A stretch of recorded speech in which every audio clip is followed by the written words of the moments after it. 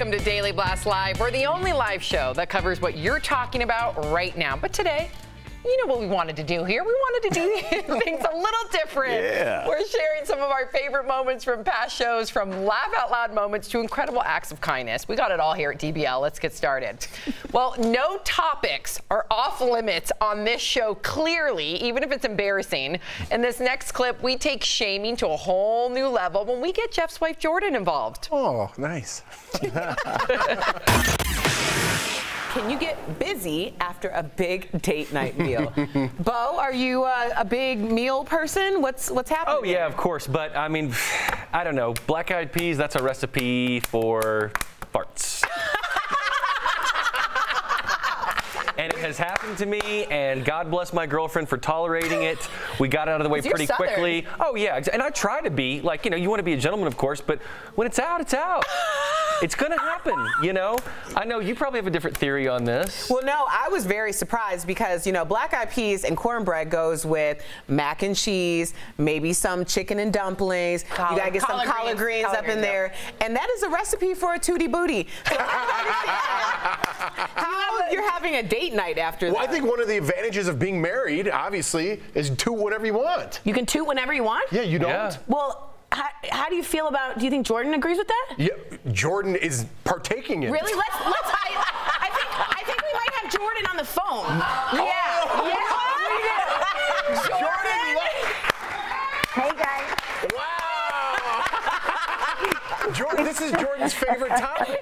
Jordan, is it okay that you tootie booty in front of each other?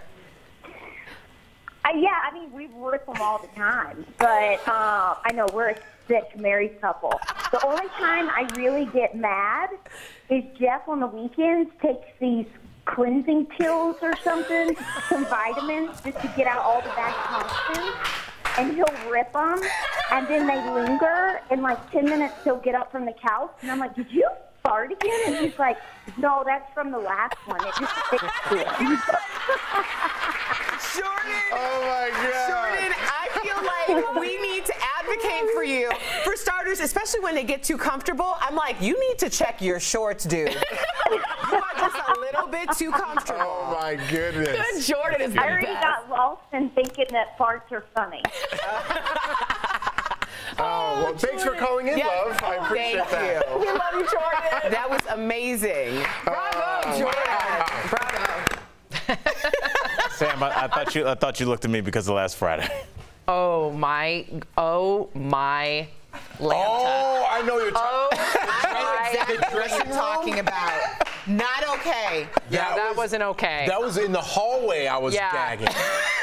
You crop dusted, and that was not the first time. It was the second time. The first time you did it, I was in the dressing room, and you thought no one else was in there, and I had to walk through your crop dust, and it was disgusting. He's looking down like a dog, like when you yell at a dog. You guys are big TV stars, and I get nervous. Okay. Yeah, and when you saw my face, what did you do, Al? He actually fell to the floor laughing. All right, Al. All right, we are always staying on top of the latest viral challenges. So when a hand challenge took the internet by storm, you know we had to check out the action. That's right, Sam. I'm trying to keep up with these teens and all these challenges, but this one's called the hand challenge, and it's trending like crazy on social media. So people are basically interlocking the fingers and swapping them out quickly, which makes it look like their hands are switching places. Now, it sounds simple, so we had to see if our host could figure it out. Pumping it up. 1, 2. Ho, ho, ho. What's up, David Copperfield? Okay. Oh, God. So it's like this, right? And then you go like that. Is that right?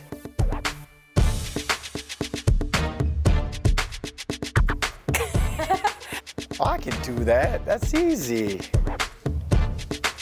You ready? You ready? Bam! That's it. Nailed it. Can somebody get Tori some help, please? But that was a lot easier than doing whatever that thing was. Tori needs some serious help. In more ways than one. Oh, you we said love you, Tori. Like, usually we're off camera when we talk about this. Tori's definitely like my BFF, sister from another mister. I can say that. Yes, you can. You definitely can. I'm just going to keep it rolling because this is getting uncomfortable. Now, in this next moment, we reported on a study that showed 50% of Americans would give up sex for more closet space. That's why your lives suck. Jeff and Al had a lot to say about it, and they still do. Take a look. A new survey of 1,000 Americans nationwide found that nearly half of us would give up sex for 6 months to get a little more closet space. That half is called women.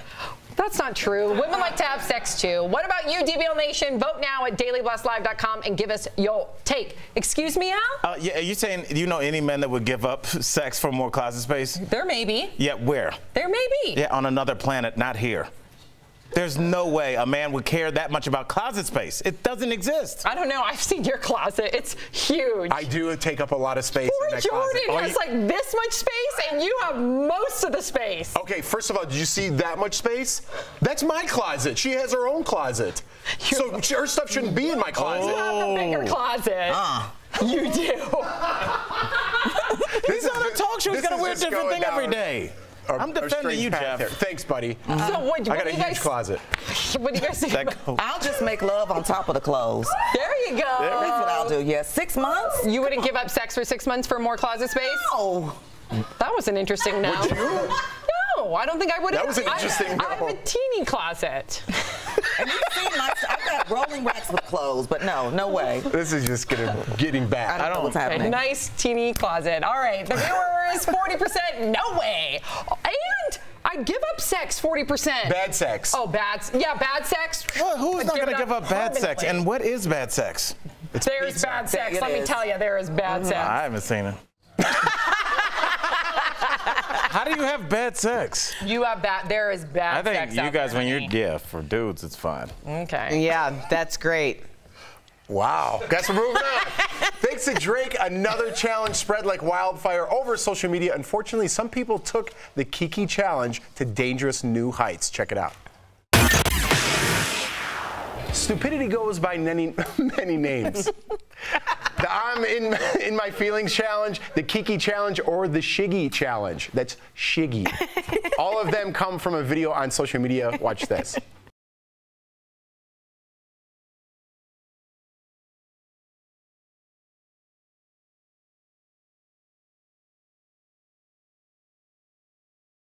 See, the video seems harmless, right? Yeah. It's just a comedian dancing to a Drake song, but now people are attempting it by jumping out of a moving car and dancing in the street for some reason. Where'd they do that at? I don't know. Hopefully not in my neighborhood. And unsurprisingly, there you go. People are getting hurt. Oh, no. Police in Florida say you can face a $1,000 fine and criminal charges, and even the NTSB is asking people not to do it. We got a lot to talk about, so let's get right to your comments. And today's fifth host, why don't you kick it off, Erica? Okay, first comment comes from Raquel on Facebook, who writes, "What is wrong with people? This is so stupid. Are people that bored? Get a job. Go to school. Do something productive." Wow. Well, Raquel, we're going to change your name to Judy because you are judgy, and I love it. I am all about it, Raquel. You're right.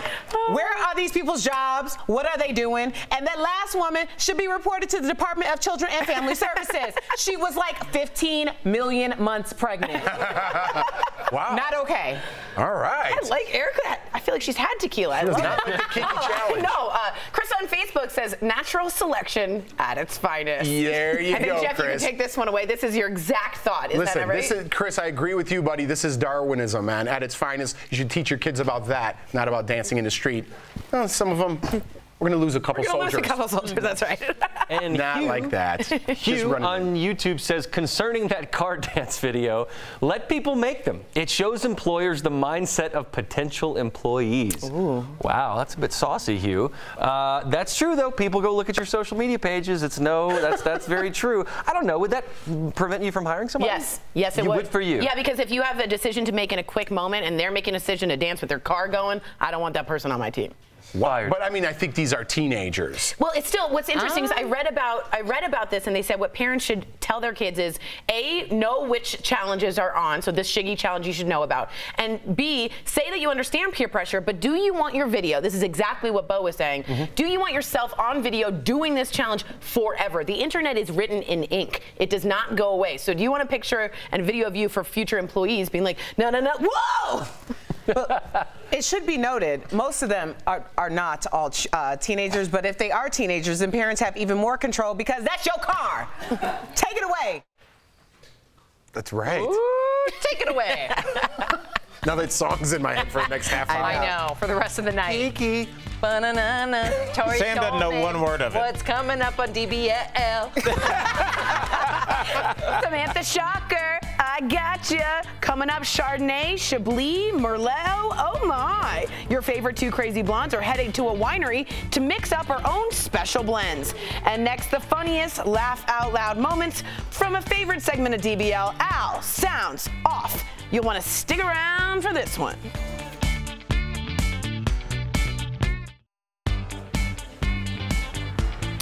Welcome back to Daily Blast Live. It's time for comedian Al Jackson to sound off on the weirdest viral videos he finds online. Check out one of our favorite Al Sounds Off segments. Over the weekend, competitors in Norway participated in death diving. That's right, Al. It's like the Olympic sport there, but with less grace and more belly flops. Check this out. All right. Jeff, what do you have me looking at here? I don't know. I kind of like this. I have a chance to make the Olympics now. There you go. Any sport that you can do better after 10 beers, I'm in. You know, sign me up. Usually, to hit the water like that, you usually have to rip the mafia off to get thrown off the bridge. But in this case, you can just dive. I like this. But you know what? I'm old Jeff. The only word I like from the word diving is no diving. All right. There you go. There you go, Al. Let's go to the next one. All right, Al. Our next viral video comes from Berlin's fastest pug race. Emma, a.k.a. the Usain Bolt of pugs, won the title for the third straight year. Check out this pug, Al. Jeff. It's so cute, but I'm like, who asked for this? I don't know, man. No one wants to see a pug. That's like having a contest for the world's skinniest hippo. No one cares. Pugs are used for two things, memes and being an icebreaker at the park to talk to girls. There you go. You know what I'm saying? That's it. Let the pugs be cute. And also, this kind of made me mad. I had some money on Twinkles in the third race, and she let me down. Do better. All right. Come on, Twinkles. Yes. All right, Al, you know I love world records. I want to break one day. Well, this might be the world's creepiest record. This is a 5'7" tall porcelain doll. Just took the title for what, Al? Largest porcelain doll. No, Jeff, it took the title as being the LeBron James of creepy. Yeah, it is. Oh, my But you know what? If I saw this in somebody's house, I would also break a world record. Fastest black man back in his car. So, I like this. That's it. Preach it, Jeff. There it is, everybody. Coming up on Daily Blast Live, Jeff and Al shake what their mama gave them with guest co-host, actor Jonathan Bennett. That's next. Plus, Sam and I are making some wine. What kind of vino best suits two crazy blondes? You'll find out when we come back.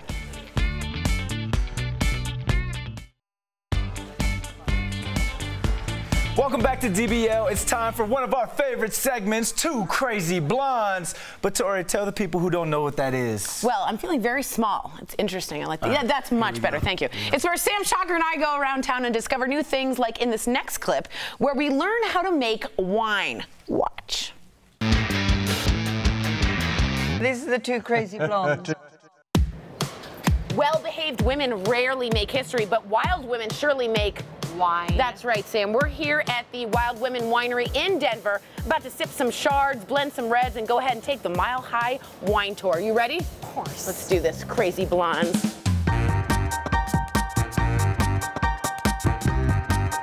This is actually how we start the fermentation. So we get grape juice out of the Central Valley of California. So how long would this whole process take? This only takes about 14 to 21 days. Oh, I smell it. Yeah. Take a look at how clear it is. Yeah. Whoa. It smells really good. Like pear? Pineapple? Very good. Oh. You recommend 3 sips, then judge. This is just basically waking up your palate. Wow. Now I taste it. I want you to find a wine that would best represent Tori. Very witty, kind, sensitive, but clumsy. Very. Yeah. Yeah, I like it already. Earlier I said that Al and Jeff were not invited. They're not invited. With this wine, they're banned. Oh, snap! Sam is incredibly bright, sunny, optimistic, mama bear. This is so good. I taste good. Now that we know what we like, why not make our own? Word. A little slower, Shocker. Yay! You guys don't know what Super Tuscan is. It's a wine that wears a cape. I haven't spilled yet, knock on wood. We're gonna have our own wine. Does Two Man Crew have their own wine? Heck no. Put a cork in it, Sam. Hell.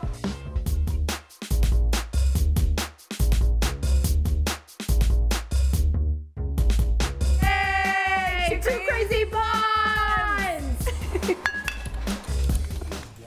We are crazy, and it was delicious. It was Merlot. Oh my gosh, delicious. Okay, Brandon, I want to know what your go-to dance move is. You want to play? You want to see it? Yeah, let's hear it. Hey. Oh! Whoa. Okay. Okay. Your turn. Your turn. She's still feeling the effects from the wine. Got too much wine. Or not enough. That's exactly right. That's exactly right. Well, our two-man crew, Al and Jeff, got their dance on with guest co-host and actor Jonathan Bennett, and it was pretty good. Take a look. Let's see. Every crew has to have their own dance move, and we're lacking. Why don't we have a dance yet? I don't know. If there's only, I mean, we're ready, but if we could only find someone to help us out with our dance move. What up? Yes! Jonathan Bennett, 9th place runner-up from Dancing with the Stars. Wait, what do we do first? First of all, you take off these outfits because you look ridiculous. It's time for Two-Man Crew. Dancing with Jonathan Bennett. I mean, growing up, I don't want to toot my own horn or anything, but I was quite the dancer. I mean, they called me Bud because I just blossomed into this beautiful flower once I got on the dance floor. Guys, of course I'm going to teach you the dance from Mean Girls. Oh, really? Am I going to teach the you? Christmas one? Yes, it's everybody's favorite. They love it. And I just really want to see you guys try to do it. Here we go. 5, 6, 7, 8. 1, 2, 3, 4. Hold hand. Hand goes up. 1, 2, 3. Dancing's really athletic. And I don't know if Al and Jeff are that good of athletes when it comes to dancing. So we got to add something on the end. What do you want to add on to the end of it? Old school Cabbage Patch. Oh, like a little two-man crew flavor. Yeah. That's what you want? I might do the sprinkler. I'm down with that, yeah. Guys, none of those are going to work. You got to go with the old school, timeless shopping cart. Oh. High shelf. I mean, he's the pro. High shelf, low shelf. 1, 2, 3, 4, hold, 6. I love Jeff, I love the two-man crew, but I'm just worried he's gonna embarrass us and embarrass DBL, so I'm working really hard. I kinda have to carry him. It's like Michael Jordan when he had to take the rest of the Bulls on and put him on his back. I think you got this? Yeah, wait, you're not leaving. Yeah, I'm leaving. You're gonna do it on your own. Ready? Cue music. 5, 6, 7, 8. 1, 2, 3, 4, 5, 6. Hand goes up. Flick, flick, circle, circle, head up. 1, bump, bump, bump. 1, 2, 3, 4, 5, 6, 7, 8. Woo! That's Jeff and Al, two-man crew, baby. Yeah, baby. With Jonathan Bennett. So much grace. There's just so much grace. Coming up on Daily Blast Live, children of fallen officers are given the opportunity to go to camp. This incredible Heart Threads is coming up next.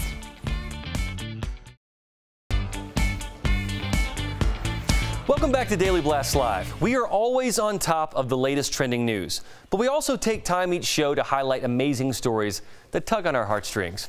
Here is one of our favorite Heart Threads.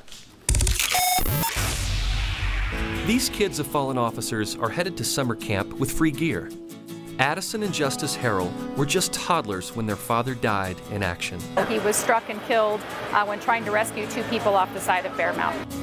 Nearly a decade later, the pain of loss still affects the family. But things like summer camp help them cope. It's important to get out of the usual and hang out with kids like the rest of us. The 100 Club of Arizona saw the importance of summer camp to affected families, so they partnered with Cabela's to provide the kids with gear for camp. Even though they missed their father terribly, the Harrells are thankful to be a part of a community with a lot of support. It's a family you never want to be part of, but once you have us around, you kind of like us. And they're determined to keep moving forward, no matter what. Don't let it just bring you down. Don't give up.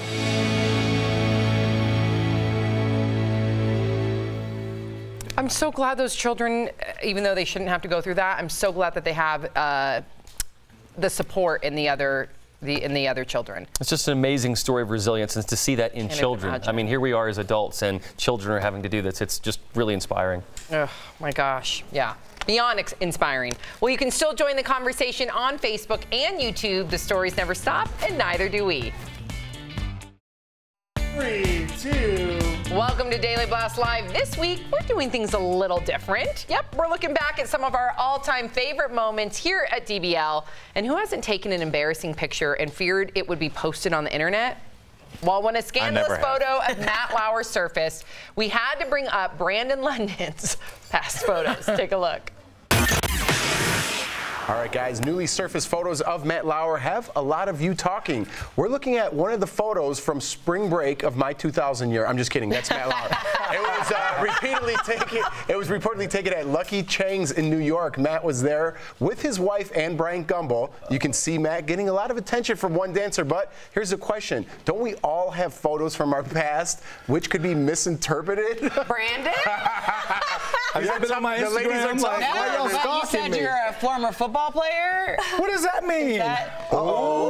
Judgment-free zone. I thought this is a judgment-free zone. I think I said what it meant. Okay, look. All right, there's a place in New York City called The Box. It's known for just outrageous type shows and all. And there was sort of like a drag show that was going on. It's not only just drag shows and all. It's just craziness. Just crazy. Pure craziness. The person's up there, you know, just doing this thing, and I'm with some of my lady friends or whatever, and he points to me with the sex toy. I don't know if I can say it. Yeah, you can. And I'm looking like, no, don't point at me. That's for her or something. And it was outrageous. But if you were to go back when I was in college and when I was in the NFL, I'm sure you'd see some shirt off, like in the club, that sort of thing. But so you did know what I meant when I asked you. But you put me on blast on national TV. My mother's watching, so your mama know. Your mama know. It's called Daily Blast Live for a reason. Wow, Brandon, what do you think about that? Wow, I thought I was just like auditioning for the show, then that gets erased from the file, but nope. I'm kind of scared of what y'all might show just now. Yeah, that was your initiation. Okay, Wait, but no pictures though, right? He thinks we got something. Do we? Should we? I don't know. He's new. Let's not show it. No, you don't think we should show it? I don't think. I got your back, buddy. Okay, We're not we gonna got your back. Because you know me, I'd be showing everything. Or maybe we got nothing. Take it away out. All right, in this next memorable moment, we sent Erica Cobb to the Minnesota State Food Fair, when she left just as hungry as the rest of us. Check it out. It's Friday, and I'm at the Minnesota State Fair. As far as state fairs go, this is the Mecca. So we're gonna see the sights, the sounds, and of course get some of that delicious fair food in my belly. So what are we waiting for? Let go.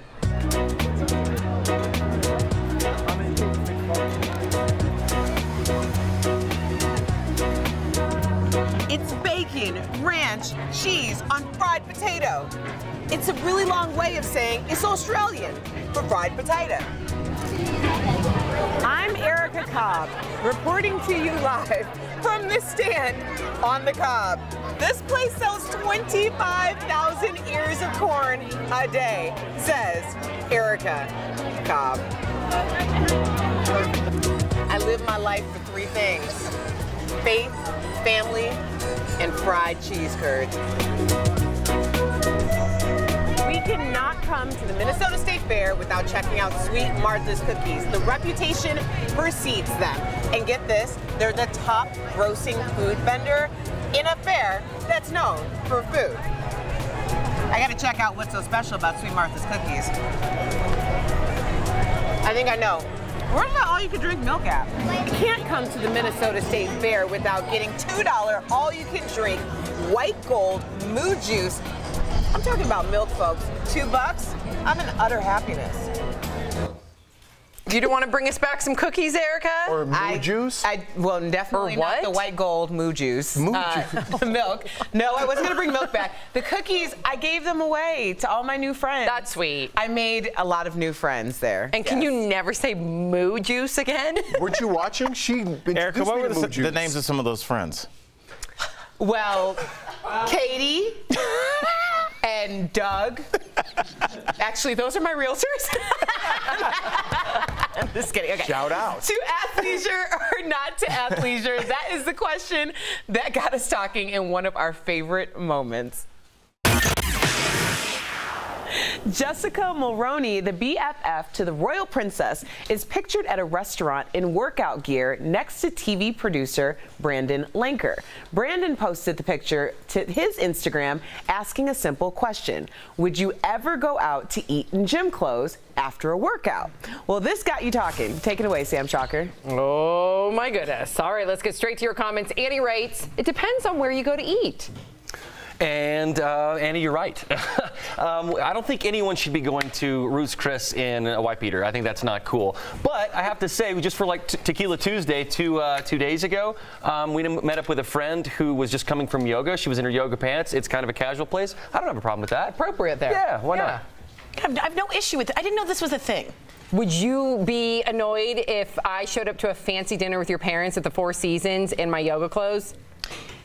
Yeah, I guess so. But in LA, everyone wears that constantly, so maybe I'm being jaded. Phil says, why not? People wear yoga pants to do everything. And maybe that's just where I'm culturally from, but yeah, it seems like that athleisure is sort of the thing now to wear all the time. Maybe if you're dripping with sweat, stay away, but I'm totally okay with. There's also a lot of things that you do that people don't appreciate, but you don't realize it. Oh my God! Like being here? That was a good one. Kimberly writes, I sweat like crazy. I would feel so gross walking into a restaurant. I think it matters. This is what the factor is. If you stink, you can't do it. If you don't smell, eat up. Did you really commend yourself like a minute ago saying that was a good one? It was a pretty good one. It might be on a highlight reel. Wow, did it go on your highlight reel? Yeah, it's on there. It's already locked in. I'm sure it was that day. Downloaded, sent. Yeah. All right. Al Jackson took a trip to New York, and one of his spots was Comedy Gold. Check out his stop at the Lucille Ball Desi Arnaz Museum as DBL hits the road. Covering the National Comedy Center grand opening has been a blast. I read legendary funny man George Carlin's notes. I saw the puffy shirt from Seinfeld. But when you're in Jamestown, New York, home of the Lucille Ball, there's only one more place I have to check out. And if I'm gonna act like a tourist, I might as well dress like one too. Let's go check out the Lucy and Desi Museum. I Love Lucy went off the air over 60 years ago, but still continues to define today's sitcoms. World famous professor costume. And I think we all have had professors that dress like this. If your professor was Colonel Sanders. Things have obviously changed. Usually we see Tori or Sam dressed in something like this, but Lucy did it first, guys. Sorry to break the news to you. I can't believe I'm on the actual set of I Love Lucy. Lucy, I'm home. Ricky, is that you? Boy, am I glad to see you. Ooh. I stopped at the bank today. They showed me this. But Ricky, that's the check I write to the beauty parlor every month. Yeah, but they don't always come with a note on the back. Dear teller, be a doll and put this through next month. Well, I guess we know why they call them tellers. Ooh.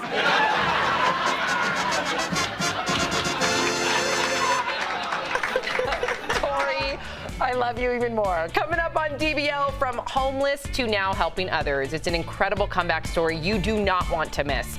And up next, Tori sits down with her hero, comedian, and actress, Carol Burnett. This funny lady talks about her fight against fake news. That is coming up next.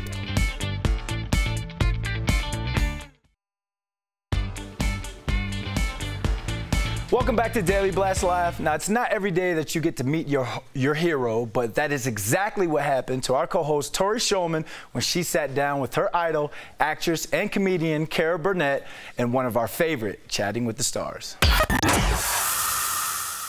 In 1967, you were given the Carol Burnett Show, and it was a woman in a variety show. Yes. Nowadays, that's sort of normal. Amy Schumer's, we see that. Yeah. You were sort of the first. Well, I wasn't the first in variety. Dinah Shore was, but it was a musical variety show. I was the first in a comedy variety show. Did you feel a special sense of responsibility as a woman? No. Or did that not even come into it? It never occurred to me.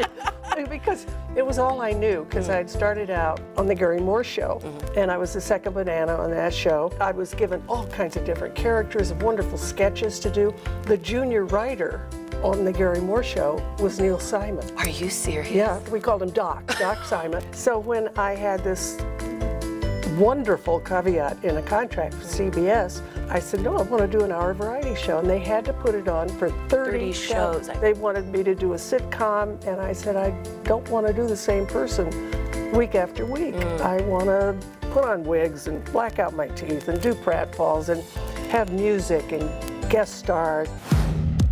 How do you feel about blue comedy, edgy comedy? Blue and edgy is okay if it's clever. When it's gratuitous, I go, I'm bored. I tune out because I'm sick of having people, you know, talk about their bodily parts. You know, I don't need to hear that unless it really makes sense. Speaking about Samantha Bee apologized recently, I want to know how you feel about comics apologizing. If they've crossed a line and if it's, you know, hurting people and it's hurting them, I think an apology is in order. Now, you have a new Netflix show that I'm so excited, A Little Help with Carol Burnett. How do you stay relevant? You're still doing this show live with no safety net, no plans. How are you staying relevant? By doing this kind of show, you know, and coming out and doing Q&A and not having any plants in the audience so that it keeps the old gray matter ticking. So you have to be focused. You have to be in the now. I can't be up on stage thinking about what I did yesterday or what I'm going to do tomorrow. I read that you do the New York Times crossword puzzle every day. Me too. Yeah, but I'm peachy keen Monday through Wednesday. Forget it, Thursday, Friday. Sunday, sometimes I'm a little better. Me too. You know? But that's Saturday. I don't even know what you're asking. Forget it. Move on, Will Shortz. We don't know what you're doing. 1981, you won a very high-profile case against a publication, and I want to know how you think it was sort of a watershed moment for you, and tabloid journalism. So in this age of fake news, do you think it's easier to fight for the truth in media or harder? I think it's harder. Because there's so many lies and they keep telling them over and over and over that pretty soon people start to believe them. So I think it's a lot harder.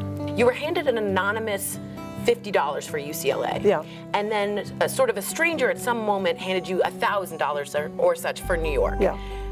These moments of luck have followed you. Yes. Does that shape you in how you look at life? I mean, luck has been a big deal for you. Well, you know, whatever happens, happens. And I'm very good about taking disappointment, because a lot of times I've been disappointed.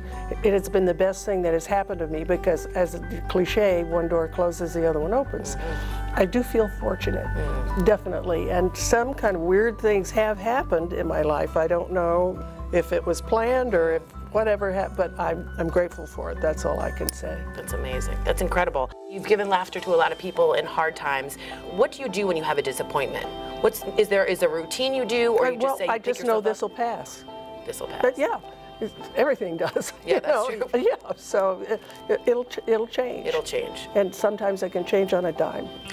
Wow, that's incredible. Well, for me, personal icon, it's hard not to get through this without crying, but one of your quotes was, I heard the laughter in my head.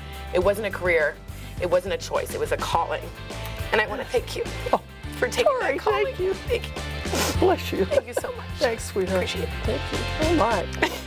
I got all emotional. Oh, that's so sweet. Oh, no, thank you. Great story, Tori. We'll be right back.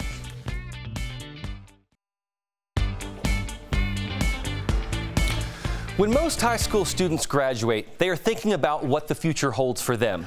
But one high school senior was thinking about the future of others in his community. Erica Cobb spoke with this young man about his incredible comeback story. Taj Mason is a Hurricane Katrina survivor. The disaster left him and his mother homeless. It was the generosity of others that helped Taj and his mom get on the comeback path. Today, Taj is paying it forward, volunteering at a homeless shelter. And that's not all. Ever since Taj was 16, instead of having his own birthday party, he throws a party for the homeless. And the recent high school grad selflessly threw a high school graduation barbecue for people in need. The Texas teen has turned his own tragedy into a big blessing for others. And Taj joins us now. First of all, how many drives have you organized and how many people have you been able to help? It's been a lot of drives I have done. Like, I started doing it for my 16th birthday. I gave back and fed homeless for my 17th. And I didn't have the finances to do it for my 18th, so that's why I did it for my graduation party. Yeah, I mean, you've had a lot of experiences in a very short period of time in life. What did those experiences teach you, and why did you want to help others in their own comeback? It taught me to always be prepared and don't take nothing for granted. The reason why I started doing what I was doing, because from Katrina, it was just me and my mother. And I realized I was homeless, so I wanted to give back to people because it's better to give than to receive, you know? That's amazing. Now, you've obviously started this Pay It Forward. Have you received support from the community? Yes, ma'am. I received a very lot of support. I do this thing to where I get raffle tickets. Like, for instance, my church, they give me money to where I go buy sleeping bags from, like, Academy. They're like $10. I buy sleeping bags and I raffle them off. Also, different organizations give me like some money, so we'd go to like the Dollar Tree or the dollar store, and we'll get like toiletry items, and we'll put them in little goodie bags, so they have like toothbrush, toothpaste. What advice do you have for other people your age who want to make a difference, but they don't know where to start? Never give up. Trust in God. You know, believe that you can do it. Don't take nothing for granted, and be very humble. You know, we can all learn a lot from you, but I appreciate you being the example, and you are an incredible young man. So thank you so much, Taj. Thank you. And in this next clip, we're shining the DBL spotlight on an incredible teacher. The lesson he is teaching in his classroom is acceptance. An Illinois first grade teacher's lesson about intolerance may cost him his career, but Nathan Etter is not backing down. The backlash came when Nathan tried to explain to his young students that the flowers he received on Valentine's Day were from his husband. Some parents were furious. The school board told Nathan to stick to the curriculum. But after he wrote an open letter to the faculty and staff, dozens of students, parents, and union members showed up at a school board meeting to support him. The music teacher said he just wants to start an open discussion on what it means to be an LGBT teacher. All right, everybody. Music teacher Nathan Etter joins us right now. Let's get some enthusiasm for that. That's a beautiful thing. Were you prepared, and did you have any hesitation as you were explaining to your students that the flowers that you got were from your husband? I didn't. It was an honest answer, and it was an honest question. And they asked, are those flowers from your wife? I said, no, they're from my husband. And then there was, the first grade response of ew and gross. And I said, oh, no, friends, we're not going to say ew or gross because that's not showing respect. If you could put yourself in the place of the parents, Sure. Do you think that they were upset that you were gay or that they didn't get a chance to explain sexuality to their children? I really think it was a bit of both. Unfortunately, there is still this stigma with LGBT teachers being open. I answered a question honestly. Gay marriage is legal. Now, Nathan, tell me this. What's next for you in terms of your career at the school that you're at? Like, talk to me. The vice president of the union and I sat down last Wednesday. We were basically asking for a couple of things. First, an apology. He blatantly said, we're not going to give you an apology. The second thing I requested was a statement that first acknowledges that we have LGBT parents, students, and staff in our district, and that our district is 100% supportive of those parents, students, and staff members being authentically themselves. And he said he would think about it, and it's been over a week now and no response. So for me, the silence means no. What advice would you give for same-sex teachers that are coming behind you? Live life as you. And I don't go out of my way to say that I'm gay, but I don't go out of my way to say that I'm not gay. It's been an honor to speak to you. You're a hero in my book. I just want to say on behalf of the DBL Nation, thank you for joining us. We really appreciate you sharing your story. Have a good one, man. You too. Thanks, Al. A hero indeed. Yeah, we're still talking about this in 2018, but with guys like that, we're going to push this conversation forward. Amen. We'll be right back.